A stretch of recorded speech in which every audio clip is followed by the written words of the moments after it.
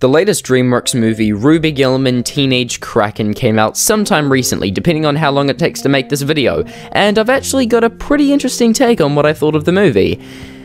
Yeah, it's alright. Not necessarily to say it's bad or such, I actually did like some of the characters and character dynamics. The animation was a mixed bag and I don't really care for these character designs at all, but I suppose the lighting and overall color was neat a lot of the time. The plot was predictable and cliche, but not terrible. Ultimately, it's a slightly better version of Turning Red in most ways. Don't at me about the fact that I don't like Turning Red, okay? This isn't a review of the movie, however. I actually wanted to talk about one interesting factor within Ruby Gillman that I found interesting. You'll probably know it. It's the whole subverting the classic storytelling trope that will paint who is considered usually the hero as the villain, and the villain as the hero, all in all flipping the general fairy tale storylines that have previously been used in a lot of Disney movies.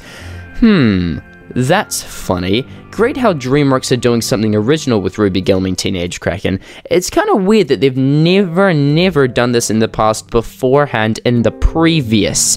You know, the whole subverting the classic storytelling trope that will paint who is considered usually the hero as the villain and the villain as the hero, all in all flipping the general fairy tale storylines that have previously been used in a lot of Disney movies. Wait a minute, they have done this before, and not just once either. So yeah, DreamWorks have got a bit of a habit here. One of their key signature traits since their creation in the 90s has been doing the opposite of what Disney animation have been doing. Crude and adult humor and undertones, endless pop culture references and jokes and all that.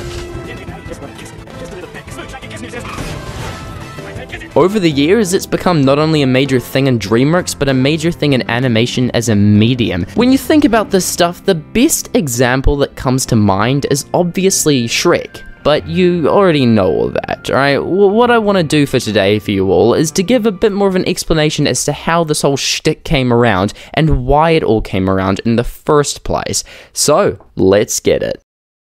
One of the fundamental aspects when looking at this topic is controlled by the fact that DreamWorks as a studio actually began because of Disney. Let me explain why. If you're a hardcore Dream Boy fanboy slash girl, then you'll probably be aware of how the studio started. Jeffrey Katzenberg, who worked on a few of the Disney Renaissance films in the 90s, decided to resign from the company after being rejected for the position of president to Disney, and also because Pocahontas way underperformed financially and critically at the box office against The Lion King, so he clearly wasn't much like. Katzenberg gapped it and then teamed up with David Geffen plus Steven Spielberg to found DreamWorks, the studio. Essentially, this was Katzenberg's way of getting revenge towards Disney, but creating a new source of competition in the realm of animation wasn't the only thing he did. He chose not to stop there. And this brings me to the film that started it all, Shrek. We all know it, we all love it. Shrek is one of the most beloved and iconic animated movies of all time.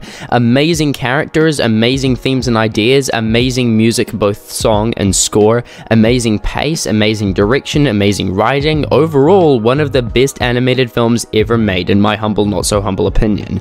Now, here's the thing. It's widely known amongst animation goers that Shrek is indeed an incredibly influential work of art for the industry. Upon its release, various animation studios were wildly impressed by the originality and wit of Shrek, coming right out of the 90s Disney movies, which are also some of the most influential sources of animation out there. People were presumably looking for something fresh and new to munch on.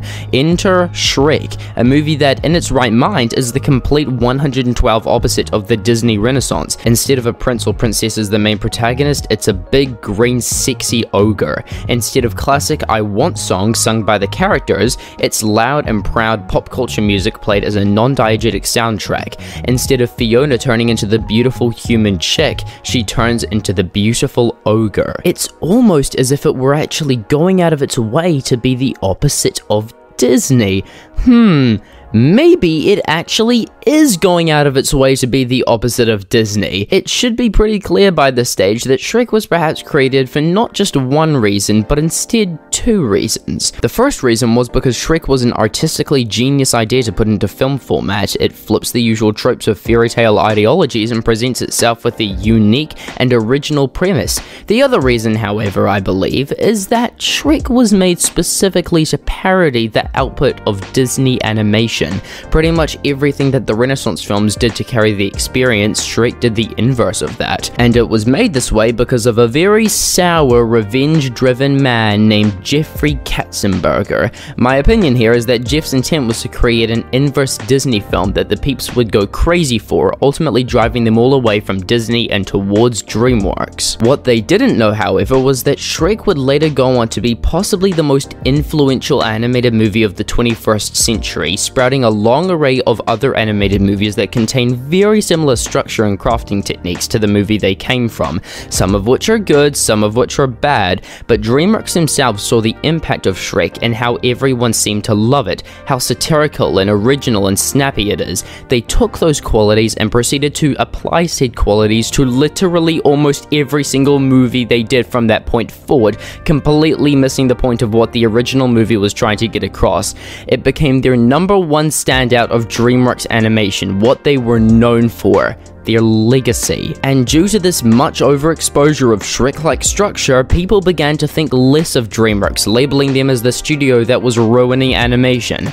Well, you know, before Illumination came into the game. And I think that all this DreamWorks hate is ridiculous because they are an amazing production company that have made some of my favorite movies of all time, not just animation. But this style of storytelling had just been milked to death, and frankly, a lot of people got kinda sick of it. There were also a number of other DreamWorks films that not only use the same humor, themes, and music strategies as the Shrek franchise, but also go out of their way to poke fun at Disney in the meantime. But I think you all want me to talk about one in particular.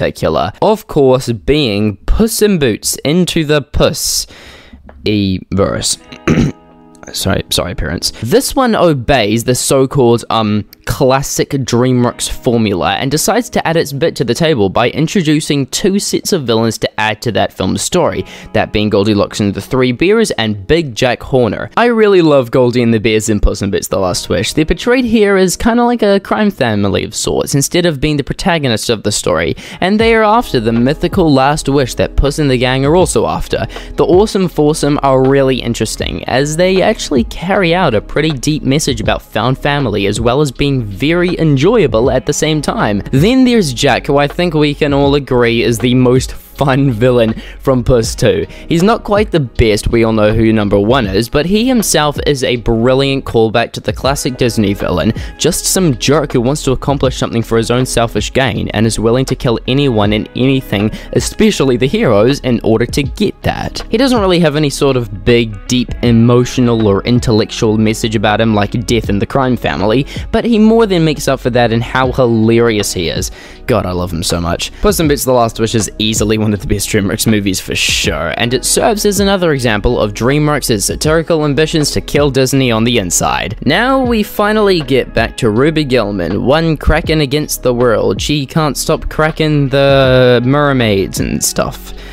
I'm not gonna say a lot about this movie because I may or may not end up reviewing it in the soon future depending on its popularity, but I will say this: if more and more DreamWorks movies like Puss in Boots: The Last Wish and Ruby Gillman are made that purposefully are out to mock Disney through little details here and there, then I don't really know. I don't really even know what the point of this video was. I just kind of thought it was interesting how DreamWorks have for some reason always been trying to murder Disney's reputation, and I didn't even realize why until I started researching this topic. Oh, actually no, I do have one important thing to say. Sorry, I just slapped the table. DreamWorks Animation is amazing at animation. Or, you know, just animated movies in general. They have made some absolutely sensational works of art which should have and still can go down in history as some of the best films that this medium has to offer. People should be thinking more about how they make excellent franchises, or harmonious music, or great writing sometimes, or revolutionary sequences and characters, instead of seeing how they like to make fun of Disney sometimes through adult humor and endless pop culture songs, and deciding that they're not worth it. Because they are. DreamWorks are worth it. Animation is going through a bit of a roller coaster and it's not really in the best state right now, but I truly believe that DreamWorks can have the power to keep on doing good for us, and I think they will. Thank you guys for watching. See you later.